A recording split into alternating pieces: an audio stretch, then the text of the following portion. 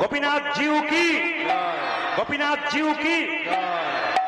মুকুন্দ সরকার বাড়ি ফিরে এলো, মুকুন্দ সরকার বাড়ি ফিরে এলো, একটা বাড়ি তৈরি করলেন, গোপীনাথের মন্দির তৈরি করলেন। যারা এখানে কীর্তন শুনতে এসছেন, খুব দামি দামি কথাগুলো শুনবেন, আপনাদের জীবন কাজে লেগে যাবে। মায়েরা, যখনই বাড়ি তৈরি করবেন, ডাইনিং রুম করবেন, বেডরুম করবেন, কুকিং রুম করবেন, সব রুম করবেন, একটা রুম যেন ভগবানের হয়। তাকাবেন, ভগবানের জায়গা কোথায় করবেন? সিঁড়ির নিচে যে ফাঁকা জায়গা আছে, হ্যাঁ হ্যাঁ ওইখানে। না না, আমি দেখতে পাই বলে বললাম। মানে গ্রামে গ্রামে যাচ্ছি তো, অনেক বাড়িতে বাসা হয়, দেখি এত বড় জায়গা, গোবিন্দের জায়গা নাই, সব সিঁড়ির নিচেই। আমি আপনাদের জন্য বলি নাই, প্রায় জায়গায় দেখলাম বলে আমি বললাম, দাদা সিঁড়ির নিচে কেন? বলে গোবিন্দ ছোট মতো, ওই জন্য ছোট জায়গাতেই রেখেছি। বললাম বাহ, খুব ভালো কথা, ছোট জায়গায় দেয়। মানে বড় মতো বাড়ি যদি দিয়ে দেয়, তাহলে কেন অত বড় বাড়িটা নষ্ট হয়? ছোট মতো দিয়ে দেয়। তাকাবেন আমার দিকে। বাড়ি যারা তৈরি করছেন, ইঞ্জিনিয়ারিং প্ল্যানে করেন, তাই তো? এইদিকে এইদিকে জ্যোতিষ দেখে করেন, তাই তো? কিভাবে কি করতে হয়। কিন্তু খনা মায়ের নাম শুনেছেন? খনার বচন জোরে বলুন হ্যাঁ না না।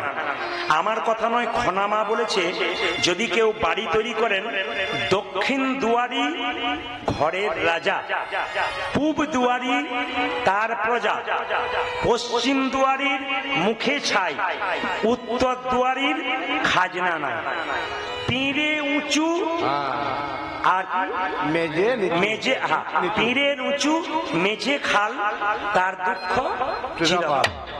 উঁচু পীরে আর মেঝে খাল, তার দুঃখ চিরকাল। পোকা জন্ম নেবে, জল জমে যাবে, অনেক দুঃখের ব্যাপার আছে। এগুলো কার কথা? খনা।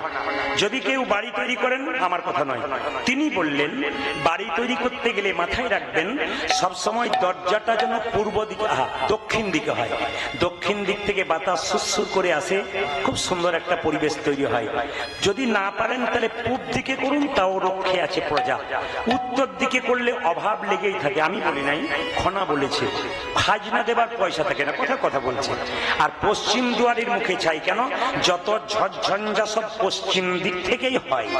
তাকাবেন মায়েরা, কেউ যদি মারা যায়, সে তখন মরে গেলে তার মাথাটা কোন দিকে রাখা হয়? জোরে বলুন।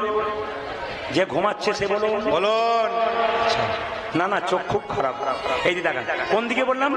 উত্তর দিকে। আচ্ছা মায়েরা, বৈদিক শাস্ত্র বলছে যে উত্তর দিকে মাথা করে শুলে শরীরে বহু রকমের রোগ আসে। অনেকে বলবেন কোথা থেকে বলছেন? বৈদিক শাস্ত্র থেকে। প্রত্যেকটি শাস্ত্রের রেফারেন্স দেবো আমি। জ্যোতিষ শাস্ত্র বলছে দক্ষিণ দিকে পা করতে নাই, মাথা করতে হয়। দক্ষিণ দিকে পা করলে কি হয়? আমাদের যারা পূর্বপুরুষ, আত্মীয় স্বজন, ছেলে মেয়ে, বাবা মা, কাকা কাকি মারা গেছে, সবার জায়গা দক্ষিণ দিকে। তাই দক্ষিণ দিকে যদি কেউ মাথা করে শোনেন, আশীর্বাদ পাবেন। আর যদি পা করে শোন, ওদেরকে কি করা হয়? ওদেরকে অপমান করা হয়। তাই বারবার বলবো, বিছানাটা যেন আপনার সব সময় দক্ষিণ দিকে মাথা থাকে। যদি আপনার দক্ষিণ দিকে সুযোগ না থাকে, পূর্ব দিকে মাথা করবেন। পশ্চিম দিকে মাথা করলে যত যন্ত্রণা, যত চঞ্চলতা সব নাকি মাথাতে আসে, জ্যোতিষ শাস্ত্র বলছে। বাড়িতে কোথায় মন্দির করবেন, যদি জায়গা থাকে, সম্ভব হয়, সবচাইতে বেস্ট কোন জায়গা? হচ্ছে ঈশান কোণ। এটা কে বলেছে? জ্যোতিষ শাস্ত্র। আমি বলিনি, আমার কথা নয়। কোথায়? ঈশান কোণ। কেন মায়েরা? তাকাবেন আমার দিকে। ঈশান কোণে কোন দিকটা ঈশান কোণ? পূর্ব এবং উত্তর দিকে কোনটা ঈশান কোণ? কিন্তু মাথায় রাখবেন, জ্যোতিষ শাস্ত্র খুব সাবধান করেছে। যদি কারো বাড়িতে ঈশান কোণে বাথরুম পায়খানা থাকে, তবে তার বাড়িতে 1 বছর কি 2 বছরের মধ্যে একজন আত্মহত্যা করতে চলেছে। প্রশ্ন করবেন, যদি কারো বাড়িতে ঈশান কোণে হয়ে গেছে, এখন আর উপায় নাই, কি করবেন? পণ্ডিত জ্যোতিষ শাস্ত্র বললেন, কি বললেন? 1 বাটি লবণ দোকান থেকে কিনে এনে 1 মাস পর পর চেঞ্জ করে করে বাথরুমে রাখুন, আপনার মৃত্যুর হাত থেকে রেহাই পাবেন। ঈশান কোণে বাথরুম করলে ভালো কাজ হয় না, হওয়া কাজ হতে হতে হয় না। তাকাবেন আমার দিকে, যে যেখানে বসে আছেন মায়েরা, কেউ যদি মারা যায়, তার ছবিটা বাড়ির কোন দিকে রাখবেন? উত্তর দেওয়ালে দক্ষিণ দিকে মুখ করে। মাথায় রাখবেন, যদি আপনার বাড়িতে কোনো জায়গাতে ঠাকুর ঘর রাখার জায়গা নাই, ঠাকুর রাখার জায়গা নাই, একটাই মাত্র বাড়ি, একটাই মাত্র রুম, আপনি কোথায় ঠাকুর রাখবেন? নিশ্চয়ই সেই রুমেই রাখবেন, কিন্তু ঠাকুরটা যে আলমারিতে রাখুন বা যে তাকে রাখুন বা যে কাঠের মানে কি বলে ওটাকে সিংহাসনে রাখুন, আপনি সারাদিন খোলা রাখবেন, কিন্তু শোবার সময় কিন্তু একটা পর্দা লাগিয়ে দেবেন। দামি দামি কথাগুলো নেবেন, আপনার জীবন কিন্তু উন্নত হবে। সবাই লক্ষ্য করুন মায়েরা, যে যেখানে বসে আছেন, দক্ষিণ দিকে পা করতে নাই, বাথরুম বসলে দক্ষিণ দিকে পেছন করতে নাই, অপমান করা হয়। দক্ষিণ দিকে মুখ করে খেতে নাই, অপমান করা হয়। আপনাদের কাছে নিবেদন, কিছু কিছু কথা আপনাদের বলে গেলাম, অনেক কিছু বলতে গেলে অনেক বেশি দেরি হয়ে যাবে, তাই লীলাটার মধ্যে ছোট্ট ছোট করে যাব। মুকুন্দ সরকার কি করলো মা? একটা গোপীনাথের মন্দির করলো ঈশান কোণে বাড়ি। সবাই লক্ষ্য করুন, সেই সময় বাংলার নবাব হোসেন শাহ মুসলমান, তার বাড়ি কোথায়? মালদা জেলা। তার পেটে যন্ত্রণা হলো, একজন বলল নবাব তোমার পেটের যন্ত্রণা ভালো হবে, একটা উপায় আছে, কি? যদি শ্রীখণ্ডে গিয়ে তুমি মুকুন্দ সরকারের বাড়ি যেতে পারো, চিকিৎসা করতে পারে। মায়েরা নবাবকে বলল সাবধান, নবাব সেজে গেলে হবে না, ফকির সেজে যাবে তবে চিকিৎসা করবে। সে বড় লোকে চিকিৎসা করে না, গরিবের করে। এত বড় বাংলার নবাব হোসেন শাহ সেজে ফকির সেজে চললো কোথায়? মুকুন্দ সরকারের বাড়ি। দেখলো প্রচুর লোক লাইন দিয়ে দাঁড়িয়ে আছে, বাবা আমাকে একটু জায়গা করে দাও তো। সবাই লাইন দিয়ে দাঁড়িয়ে আছে। মুকুন্দ সরকার সকালবেলায় ঘুম থেকে উঠে গোপীনাথের চরণে তুলসী পত্র দিচ্ছে আর পুজো করছে আর গান গাইছে। বাবা যে যেখানে বসে আছেন, একটা কথা শুনে নিন। আমি অ্যাপেলো চেন্নাই গিয়েছিলাম আমার চিকিৎসার জন্য, আজ থেকে 7 বছর আগে। যাকে আমি চিকিৎসা করেছিলাম, লন্ডন ফেরত একজন বিখ্যাত ডাক্তার, তার টেবিলে দেখেছিলাম কৃষ্ণ, তাতে তুলসী পাতা, বাতাসা। আমি জিজ্ঞেস করেছিলাম স্যার এটা কি? বলছে উনিই তো আসল, উনি করাবেন, আমি করব। আমাদের এলাকার ডাক্তার দেখবেন আমি তো বলে আসল, আর ওনারা বলেন উনিই তো আসল। এই জন্য এত বড় চিকিৎসা করতে পারে। বড় বড় ডাক্তার যারা, তারা ভগবানকে বিশ্বাস করে কাজ করে। দেখবেন বড় বড় বিজ্ঞানী যারা, সব ভগবানকে বিশ্বাস করে বড় হয়েছে। বড় বড় মানুষ মহাত্মা যারা বড় হয়েছে, তারা সবাই ভগবানকে বিশ্বাস করে বড় হয়েছে। ওই জন্য মুকুন্দ সরকার কীর্তন গান গাইছে সকালে, তারপর চিকিৎসা শুরু করবে। আগে ভগবানের চরণে তুলসী পত্র, তারপর কাজ। সবাই লক্ষ্য করুন, মুকুন্দ গাইছে, নবাব শুনছে, সবাই শুনছে। আমার মন মন্দিরে প্রভু, আমি তোমাকে সোনার মন্দির তৈরি করে দিতে পারবো না, আমার মন মন্দিরে রাখবো। আমার মন, ওই আমার মন মন্দিরে তুমি মদন দাঁড়াবে গো আসি ডাকিয়া। উলো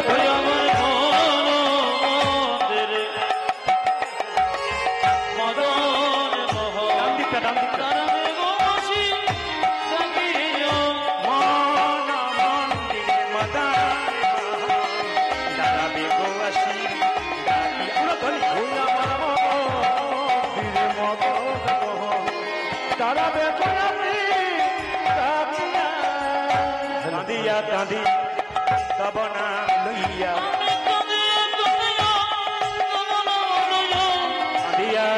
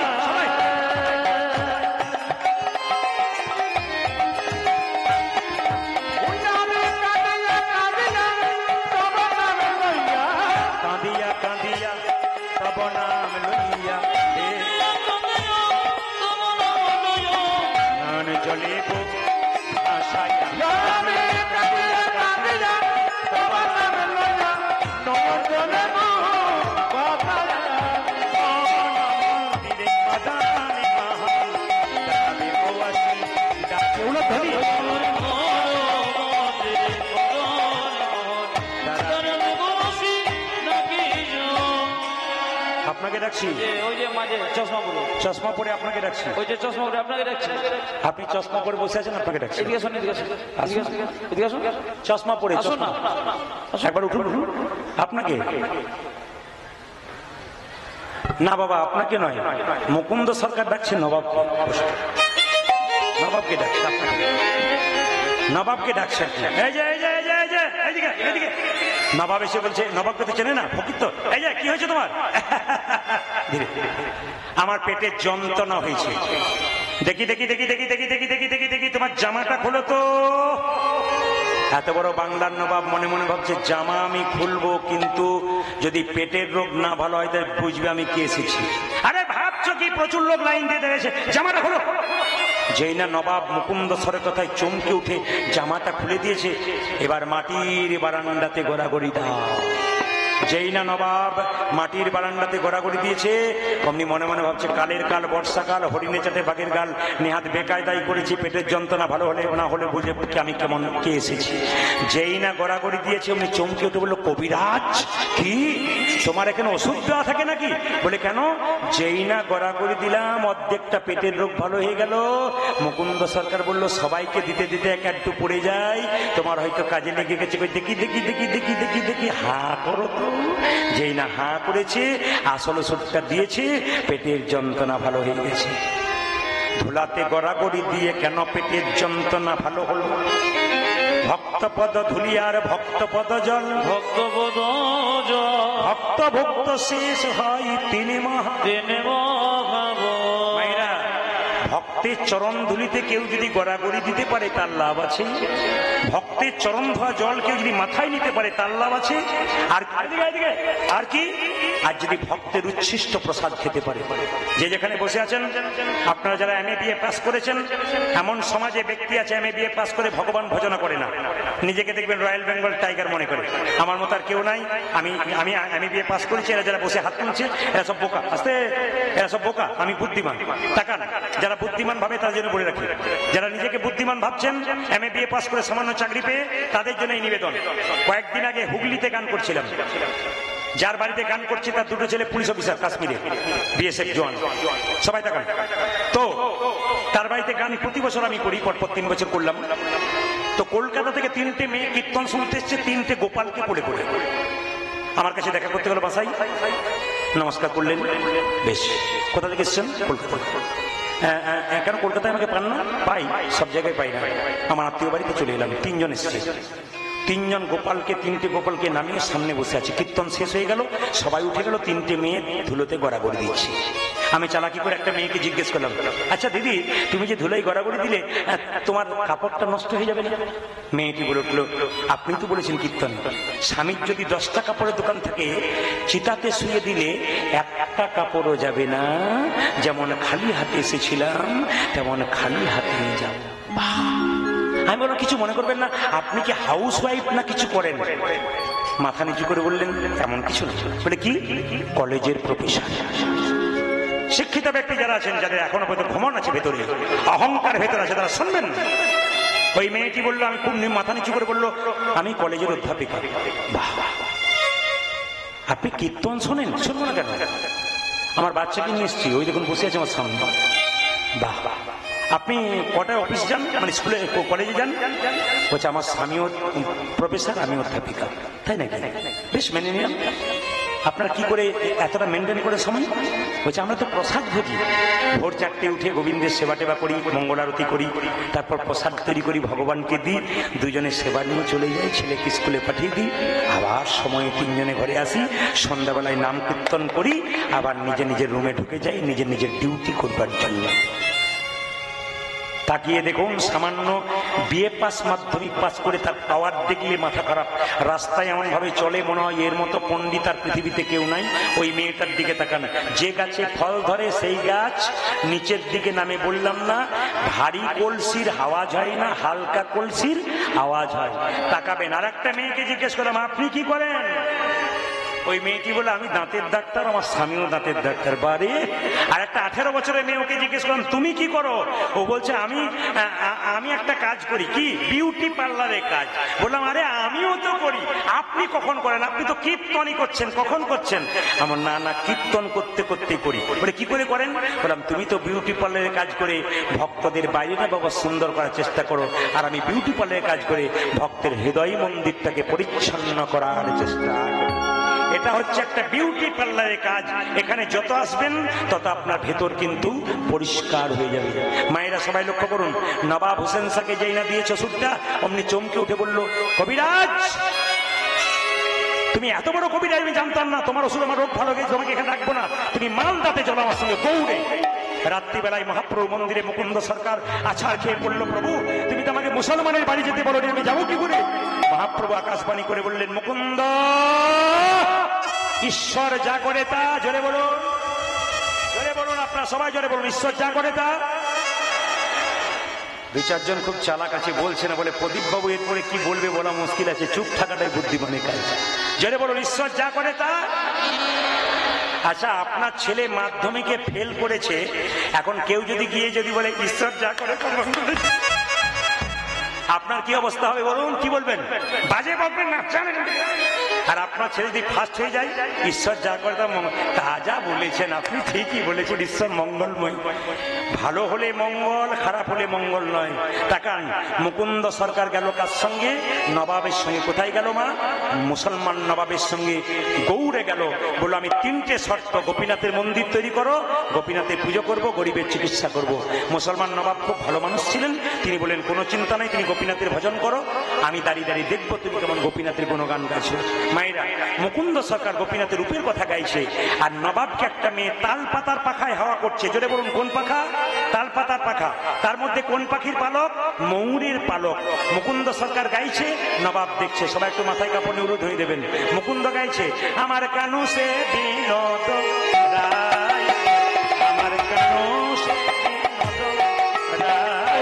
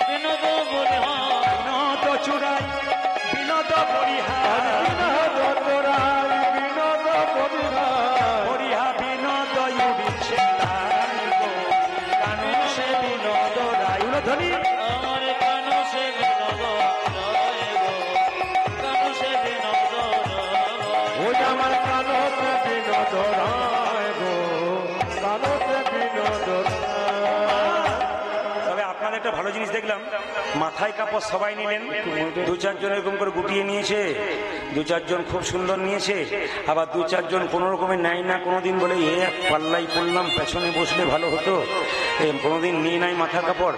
মায়েরা এই দিয়ে তাকান, মাথার কাপড়টার নাম কি? লজ্জা। যে মেয়ের লজ্জা আছে সে মাথায় কাপড় নেয়। চার বাচ্চা রাস্তায় যদি খেলা করে লোককে গালাগাল দেয়, আর সেই বাচ্চাকে লোকে বলে তোর মায়ের লজ্জা নেই তো তোর লজ্জা থাকবে কি করে? আগে লজ্জাটা ঠিক করুন। এটার নাম কি? সভ্যতা। এটা পাড়াগ্রামে আছে, শহরে সভ্যতা হয়ে গেছে। মায়েরা আমার দিকে তাকাবেন, আমার মায়ের মা বেঁচে ছিল, মাথার কাপড়টা ছিল এইখানে, হ্যাঁ প্রায় 90 বছর বয়স। আমার মা বেঁচে ছিলেন 80 বছর প্রায়, মাথার কাপড় এখানে। আমার কাকিমা বেঁচে আছেন, মাথার কাপড় সত্য খোপা মানে বাম্পার পর্যন্ত গেল। এখন যারা বাড়িতে এসছে বাম্পার টাম্পার নেই, হাইওয়ে রোড হয়ে গেছে। কিছু মনে করবেন না, হাইওয়ে রোড করবেন না, অ্যাক্সিডেন্ট খাবার ভয় আছে। তবে বলে রাখি, এখন আগে মেয়েরা ভাসুর দেখলে পর্দা নিত। জোরে বলুন হানা না, জোরে বলুন। আগে মেয়েরা ভাসুর দেখলে পর্দা নিত, আর এখন দেখবেন ভাসুর দেখলে পর্দা নেয় না। কেন বলুন তো? যেদিন থেকে ভাসুর হলো বর্দা, সেদিন থেকে সরে গেল পর্দা। বর্দার পর থেকে পর্দা সরে গেছে আর কি। ভাসুর ছিল ততদিন ছিল। আর আবার দেখবেন অনেক মেয়ে শ্বশুরকে প্রণাম করছে, হাঁটুতে প্রণাম করছে। কি গো হাঁটুতে প্রণাম করছো কেন? হাঁটুতে কেমন নখ গজিয়েছে? বলে জিন্সের প্যান্ট পরে আছি, 25 জায়গায় ফাটা, যদি ফেটে যায় সেই জন্য আমি। কীর্তনে মজা আছে যদি আপনি শুনতে পারেন। তবে যেভাবে এঁটে সেটে বসছেন, আমি আজকে সিদ্ধান্ত নিচ্ছি 3টে পর্যন্ত কীর্তন করবো। রাজি আছেন? না না, এত আনন্দ পাবার কোনো কথা নাই। 3টে মানে আমি ভোর 3টে বলি নাই, 3 ঘন্টার কথা বলেছি। ঘড়ির দিকে তাকান, ও কখন পেরিয়ে গেছে। খালি পুলিশ অফিসার মহাশয় আমাকে বায়না করেছেন, তাই ওনার কথা রাখবার জন্য একটু এগিয়ে গিয়ে দিচ্ছি আর কি। তাছাড়া কোন সময় আমি চাটি বাটি গোটাতাম আর কি। সবাই তাকাবেন মায়েরা, সবাই লক্ষ্য করুন, মাথায় কাপড়টা নিন, সবাই একসঙ্গে। আবার দেখবেন, কিছু মনে করবেন না, যদি বললাম তখন একটা বলেই যাই, দাদা ভাইরা বলবো না, মায়েদের নিয়ে একটু বলি না, কি বলছেন? বাবারে 2-4 জন বলছে, মানে কি বলুন তো, আমি তো বলতে পারি না, বলুন। দেখবেন এখনকার মেয়েদের, আপনার দেখা নয় আমাদের, একজন ভদ্রলোক ফোন করছে তার স্ত্রীকে, শুনছো আমার 4 জন বন্ধু এসছে, হ্যালো হ্যালো হ্যালো, আজকে বাড়িতে গিয়ে সেবা করবে, ব্যবস্থা করো। তখন বলছে, আপনি যে ফোন নাম্বারে ফোন করছেন তা এখন সীমার বাইরে আছে, পরিসীমার বাইরে, মানে আউট অফ রেঞ্জ, একবারে সীমার বাইরে। নিজের শ্বশুর মশাইয়ের যদি কেউ আসে না, তখন বলে, বাবারে আমার কি কোমর ব্যথা গো, আমি আর পাচ্ছি না, শুয়ে পড়বো, কম্বল ঢাকা নিয়ে শুয়ে পড়লো। আর নিজের শ্বশুর মশাইয়ের ঘরের লোক যখন চলে গেল, তখন দেখবেন ভাই যখন চলে এসছে দিদি, তখন স্বামী দেখলো কম্বল নাই, কম্বল আছে স্ত্রী নাই, দৌড়ে গিয়ে বিড়ালের মতো ঝাঁপিয়ে দরজা খুলে বললো, খাস নাই, মুখটা শুকনো শুকনো লাগছে, গরম 5 তরকারি, গরম ভাত, মাথায় দিচ্ছে হাত, খা খা, আরো খা। এইরকম নারী যদি হন, সংসারে জীবনে আপনার উন্নতি হবে না। কেন? আপনি ভালো সন্তান জন্ম দিতে পারবেন না। কেন? আপনার মধ্যে বিচারবোধ নাই। যে নারীর বিচারবোধ নাই, নারীর জন্ম মানে কি, মেয়ে জন্ম মানে কি, দুটো কুলকে রক্ষা করে। পুরুষ একটা কুল রক্ষা করে, নারী কিন্তু দুটো কুল রক্ষা করে। সব কুলকে সম্মান দেবেন, তবে কিন্তু আপনি নারী। আর যদি সম্মান না দিতে পারেন, তবে কিন্তু আনারী। কথাটা শাশুড়িদের ভালো লাগলো, বৌমাদের কতটা ভালো লাগলো বলতে পারলাম না। তবে যিনি বৌমা হবেন, পরে তৈরি থাকুন, আপনারও কিন্তু চুল পাচ্ছে, আপনার ছেলে বড় হচ্ছে, আপনি ওই জায়গাতে যাবেন, তখন দেখবেন যেমন ধাক্কা দিয়েছেন তার চাইতে বেশি ধাক্কা পাওয়ার জন্য তৈরি হয়ে একবারে পাক্কা কথা, কোনো ভুল নাই। ও হিসাব বিধান মায়েরা, ও তার বিনোদ চূড়া, বিনোদ বরিহা, বিনোদ বিনোদ সাজে, ও তার বিনোদ চূড়ায়, বিনোদ বরিহা, বিনোদ বিনোদ সাজে, কানু সে বিনোদ রায় গো, আমার কানু সে বিনোদ রায়, ওই আমার কানু সে বিনোদ রায় গো, কানু সে বিনোদ রায়, বিনোদ ললাটে বিনোদ তিলক, বিনোদ বিনোদ সাজে গো, আমার বিনোদ ললাটে বিনোদ তিলক, বিনোদ বিনোদ সাজে, বিনোদ ললাটে বিনোদ তিলক, বিনোদ বিনোদ সাজে, আজ বিনোদ ললাটে বিনোদ তিলক, বিনোদ বিনোদ সাজে, বিনোদ বিনোদ মুরলী, আজ বিনোদয় ধরে বিনোদ মুরলী, বিনোদয় ধরে বিনোদ মুরলী, বিনোদয় ধরে বিনোদ মুরলী, বিনোদ বিনোদ বাজে গো, বিনোদ বিনোদ বাজে, আমার কানো সে বিনোদ নয় গো, কানো সে বিনোদ নয়, আমার কানু সে বিনোদ রায় গো, আমার কানু সে বিনোদ রায়। আমি তিলকের কথা বললাম, আপনাদের কিন্তু অনেককে তিলক দেখতে পাচ্ছি, অনেককে পাচ্ছি না। যারা নেয় নাই তাদের কোনো দুঃখ নাই। আমি বলে দিই, এই যে তিলক দেখছেন, এই তিলকটার জায়গা কি? এই তিলকের ডান দিকের দাগটা কি? জোরে বলুন। এটা হচ্ছে ব্রহ্মা। পাশের দাগটা কি? মহেশ্বর। মাঝখানে ফোঁটাটা কি? ফাঁকা জায়গাটা কি? বিষ্ণু। এই যে ফোঁটাটা নিয়েছেন তুলসী পাতার মতো, এটা কি? সত্যি তুলসী পাতা। এটা যদি গোবিন্দের চরণ হয়, এটা তুলসী পাতা। এতটা কম নেবেন না। তুলসী পাতার নাকে কত কথা নিতে হয় জেনে নিন। নাকে কতটা নিতে হয়? একটা নাকে 4 ভাগের 3 ভাগ অংশ তুলসী পাতার মতো নিতে হয়। বাবা যেমন নিয়েছেন 3 ভাগ অংশ, একবারে এখানে লাগিয়ে দেবেন না, 3 ভাগ অংশ থাকবে, তবে কিন্তু আপনার তিলক নেওয়া সার্থক হবে। মায়েরা, তিলক নেবেন কেন? তিলক নেওয়ার সার্থকতা কি? তিলক মানে আপনি ভক্ত। আর তিলক মানে কি? একজন সতী নারীর যেমন হাতের শাখা, সিঁথির সিঁদুর দেখলে বোঝা যায় তিনি বিবাহিত, আপনার তিলক মালা দেখলে বোঝা যায় আপনি একজন পরম ভক্ত। তিলকমালা পরবেন কেন? একটা কারণ আছে। তিলকমালা পরবেন কেন মায়েরা? পুলিশের যেমন পোশাক থাকে, বিএসএফ জওয়ানের যেমন পোশাক থাকে, এইটা আপনার ইউনিফর্ম। আপনি ভক্ত, তাকাবেন আপনারা যে যেখানে বসে আছেন, এটা ইউনিফর্ম। তবে বলে রাখি, তিলক নেবেন কেন, মালা নেবেন কেন, একটি কারণ, রাস্তা দিয়ে যাচ্ছেন, কারো পেয়ারা গাছে থেকে পেয়ারা ঝুলছে, পাকা পাকা টস টস করছে, আপনি তাকাচ্ছেন, তুললে ভালো হয়, তুলতে গিয়ে থমকে দাঁড়াচ্ছেন কেন, মালা রয়েছে, তিলক রয়েছে, বলবেন কি পাছে লোকে কিছু বলে, মালা পড়েছিস, তিলক নিয়েছিস, এই এই এই তুই চুরি করছিস, পাছে যেন খারাপ কাজ না করতে পারেন, তার জন্য তিলকের দরকার আছে। কিন্তু আপনাদের দক্ষিণ চোস্কানাতে কতটা হয় জানি না, আমাদের ওখানে একটা 25 বছর মেয়ে তিলক করে, মালা করে, ওর বাবা মায়ের কাছ থেকে শিখে এসছে, বিয়ের পর নিচ্ছে, পাশের বাড়ির 5টা মেয়ে বলা বলি করছে, বাবারে দিদি হারাধনের বইয়ের কি ঢং দিদি, তিলক মালা নিয়েছে, ভগবান বোধহয় আগে পেয়ে যাবে। জেনে রাখবেন, হাতি চলে বাজার, কুত্তা ভুকে হাজার। হাতি ঘেউ ঘেউ, হাতি রাস্তা দিয়ে চলে যাবে, কুকুর ঘেউ ঘেউ করবে, হাতি তার দিকে তাকাবে না। আপনি কৃষ্ণ ভক্ত, আপনি তো হাতির মতো, ওরা তো কৃষ্ণ ভক্ত নয়, কুকুরের মতো, ঘেউ ঘেউ করুক কেন, আপনি আপনার পথ দিয়ে চলে যাবেন, আপনি কাউকে কেয়ার করবেন না, রাধে রাধে বলে চলে যাবেন। জোরসে বলনা পড়েগা, কি বলবেন জোরে বলুন, আরো জোরে বলুন, আরো জোরে বলুন, আরো জোরে বলুন, বা বড় জোরে বসুন। ও তার বিনোদ গলায়, বিনোদ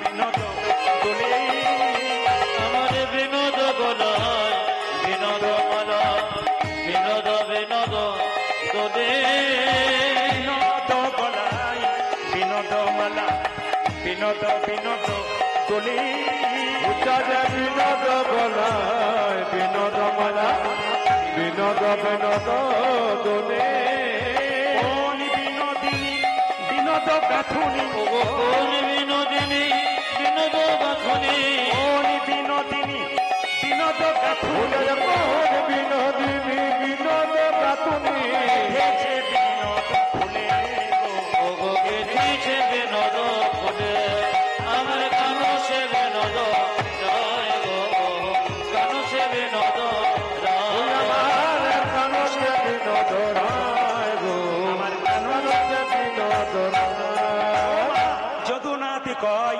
বিনোদ না গর, বিনোদ কদম্ব তলে, ওই দিকে জগন্নাথে কয়ে বিনোদ নগর, বিনোদ কদম্ব তলে, এই যে আমি গান গাইছি, এই পদাবলী গান এখন আর নাই, অনেকেই গাইছে না, কিন্তু পদাবলী গানের দেখবেন যিনি গানটা রচনা করেন তিনি হচ্ছেন পদকর্তা। সেই নামটা করলে মালদা মুর্শিদাবাদে বাচ্চা ছেলে পর্যন্ত প্রণাম করে, কেন বলুন তো, না পদকর্তাই গানটা লিখেছেন। আপনারা সবাই মিলে প্রণাম করুন। যদুনাথ কয় বিনোদ নাগর, বিনোদ কদম্ব তলে, যদুনাথে বিনোদ নগর, বিনোদ কদম্ব তলে, কত বিনোদিনী বিনোদ হেরিয়া, কত বিনোদিনী বিনোদ ঘেরিয়া, কত বিনোদিনী বিনোদ হেরিয়া, কত বিনোদিনী বিনোদ ভেদিয়া, রসি ভাসাইল চলে গো, চলে, আমার কানো সে বিনোদ রায় গো, কানো সে বিনোদ রায়, কানসে বিনোদ রায় গো, কানসে বিনোদ রায়, বলুন তো মায়েরা, নবাবকে পাখা করছিল কোন পাতার পাখাতে, জোরে বলুন, বাহ, সেই পাখাতে কোন পাখির পালক ছিল, জোরে বলুন, ময়ূরের। আচ্ছা বলুন তো, যেই না মুকুন্দ সরকারকে নবাব ডেকেছে, মুকুন্দ মুকুন্দ অজ্ঞান হয়ে গেছে, যেই না ময়ূরের পাখার দিকে তাকিয়েছে, মুকুন্দ অজ্ঞান হয়ে গেছে, মুকুন্দ একে আছিস, মুকুন্দ অজ্ঞান হয়ে গেল, একটু জল দে তো, মুকুন্দের মাথায় জল দিয়েছে, মুকুন্দের জ্ঞান ফিরে গেল। মুকুন্দকে নবাব জিজ্ঞেস করছে, তোমার জিজ্ঞেস করছে, মুকুন্দকে জিজ্ঞেস করছে, হ্যাঁ এই সংখ্যা মুকুন্দকে জিজ্ঞেস করছে, আস্তে, মুকুন্দকে জিজ্ঞেস করছে, তুমি অজ্ঞান হয়ে গেছিলে কেন? মুকুন্দ মনে মনে ভাবলো, জীবনে মিথ্যা কথা বলি নাই, আজ একটা মিথ্যা কথা বলবো। নবাব, আমি সারা বাংলা চিকিৎসা করি, আমার একটা রোগ আছে। কি রোগ? মৃগীর ব্যারাম আছে। নবাব বললো, তুমি জানো না আমার রাজ্যে একটা নিয়ম আছে, এখানে কেউ মিথ্যে কথা বলে তার আমি জিভটাকে ছেড়িনি। তুমি যদি আমার পেটের যন্ত্রণা ভালো করেছো, আমি তোমার কিছু করলাম না। তোমার যদি মৃগী রোগ থাকবে, তুমি যখন অজ্ঞান হয়ে গেছিলে কৃষ্ণ বলে কাঁদছিলে কেন? তোমার যদি মৃগী রোগ থাকবে, তুমি যখন অজ্ঞান হয়ে গেছিলে তোমার চোখ থেকে জল পড়ছিল কেন? মুকুন্দ বলল, নবাব আমার অপরাধ হয়ে গেছে। নবাব বলল, অপরাধ তোমার হয়নি, আমার হয়েছে। একজন কৃষ্ণ ভক্তকে আমার কেনা গোলাম মনে করে আমি ভুল করেছি।